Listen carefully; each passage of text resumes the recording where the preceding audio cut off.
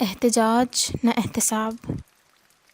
جی ہاں، جب میں نے عرض کیا امیر چوکیدار نہیں نقب زن ہوتا ہے، تو بے شمار دوستوں نے خطوط اور ٹیلی فون کے ذریعے پوچھا، کیا ساری جدید دنیا کے تمام صدور اور وزرائے اعظم کی طرز معاشرت 10 ڈاؤننگ اسٹریٹ جیسی ہی ہے؟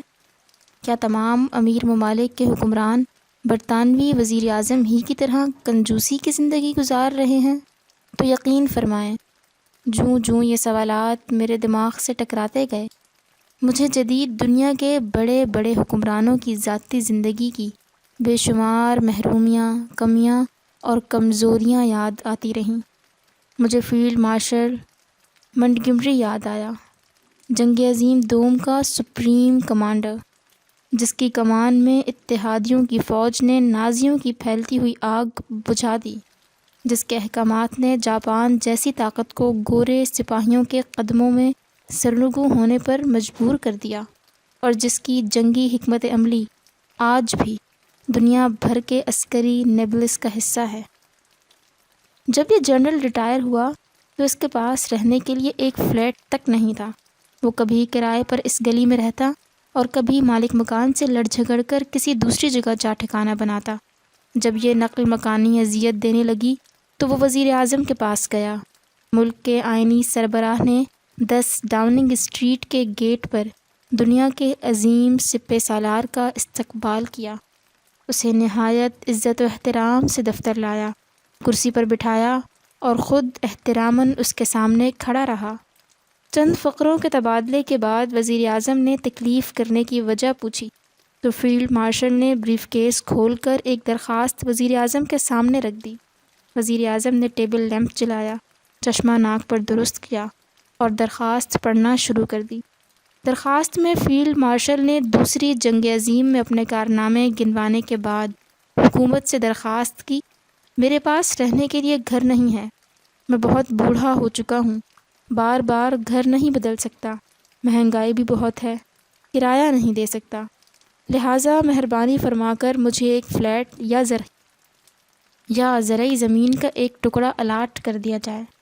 وزیر اعظم نے چشمہ اتارا، ٹیبل لیمپ بجھایا اور بڑے احترام سے بولا، سر، اس میں کوئی شک نہیں، دوسری جنگ عظیم میں آپ کی خدمات پوری دنیا کے لیے قابل احترام ہیں، اس میں بھی کوئی شک نہیں، دنیا میں اس وقت تک آپ کے پائے کا کوئی جنرل نہیں، لیکن سر، آپ زندگی بھر اپنی خدمات کا معاوضہ لیتے رہے ہیں، گریٹ برٹین نے کبھی آپ کی تنخواہ لیٹ نہیں کی، اور سر، اگر اس کو بھی فراموش کر دیا جائے تو بھی prime minister of great Britain کے پاس ایسا کوئی اختیار نہیں جس کے ذریعے وہ سپریم کمانڈر کو ایک فلیٹ الاٹ کر سکے۔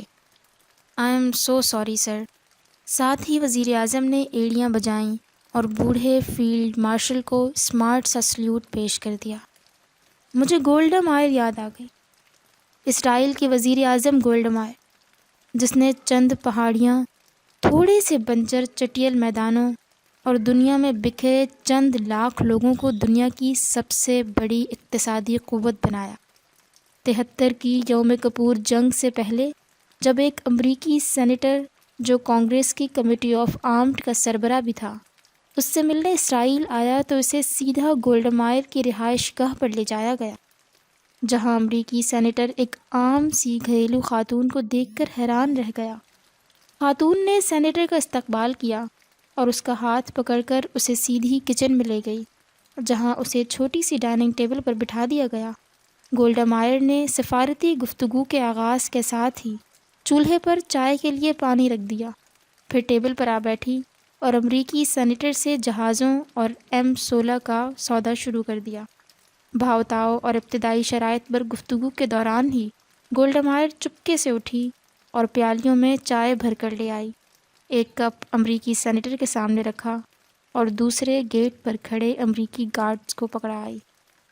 گفتگو پھر شروع ہوئی، شرائط طے پانے لگیں۔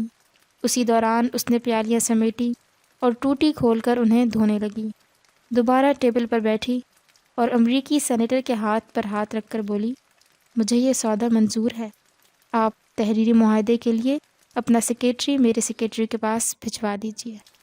مجھے سوئٹزرلینڈ کا صدر یاد آیا۔ ہمارے ضیاء جالندھری ایک اسٹور سے خریداری کر رہے تھے۔ اچانک ان کے دوست نے انہیں کوہنی چبو کر کہا، ضیاء، تم اس شخص کو دیکھ رہے ہو؟ جالندھری صاحب نے چونک کر سامنے دیکھا۔ وہاں ایک بوڑھا گورا مختلف ریکس سے چھوٹی چھوٹی چیزیں چن رہا تھا۔ ضیاء صاحب نے دوست کی طرف استفہامیہ نظروں سے دیکھا تو دوست سرگوشی میں بولا، سوال مت کرو، بس اسے دیکھتے جاؤ۔ ضیاء جالندھری صاحب دوبارہ مڑے، غور سے بوڑھے کی حرکات و سکنات نوٹ کرنے لگے۔ بوڑھا پورے اسٹور میں گھوما، چھوٹی چھوٹی چیزیں جمع کیں، کاؤنٹر پر جا کر بل بنوایا، بریف کیس کھولا، ساری چیزیں اندر رکھ کر اسے تالا لگایا اور سیلز مین کو سلام کر کے باہر نکل گیا۔ سڑک پر پہنچ کر وہ رکا۔ اس نے اوور کوٹ کے کالر اٹھائے اور انہیں کانوں پر لپیٹ کر آہستہ آہستہ فٹ پاتھ پر چلنے لگا۔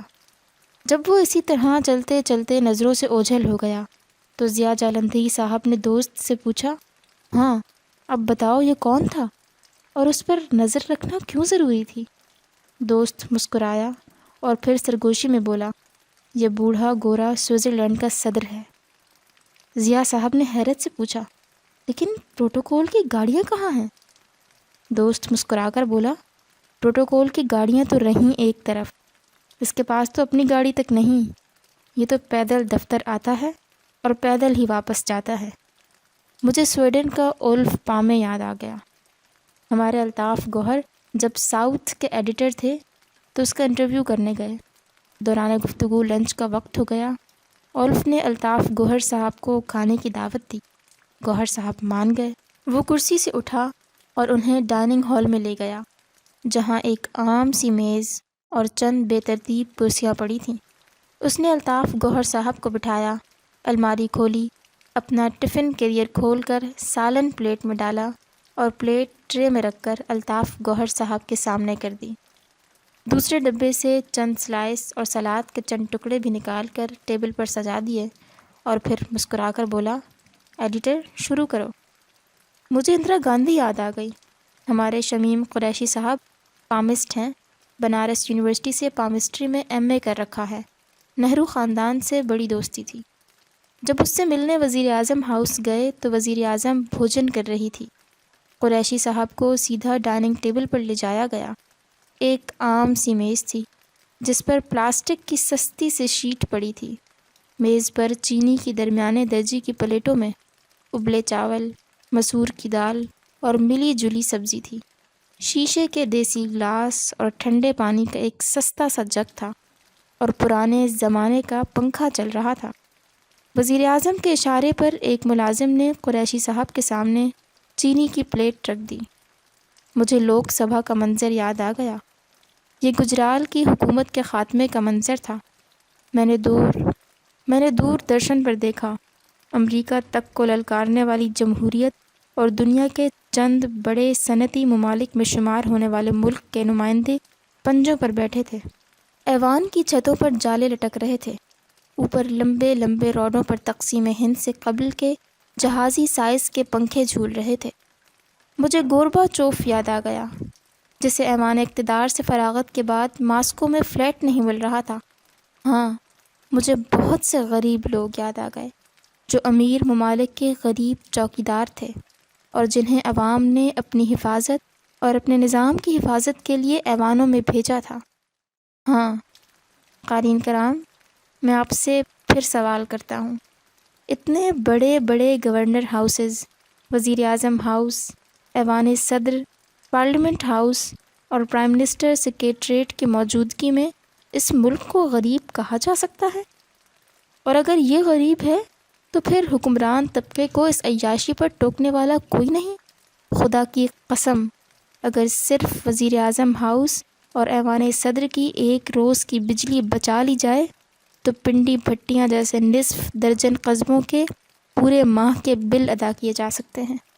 لیکن افسوس، اس ملک میں کوئی احتجاج کرنے والا بچا ہے، نہ ہی احتساب کرنے والا۔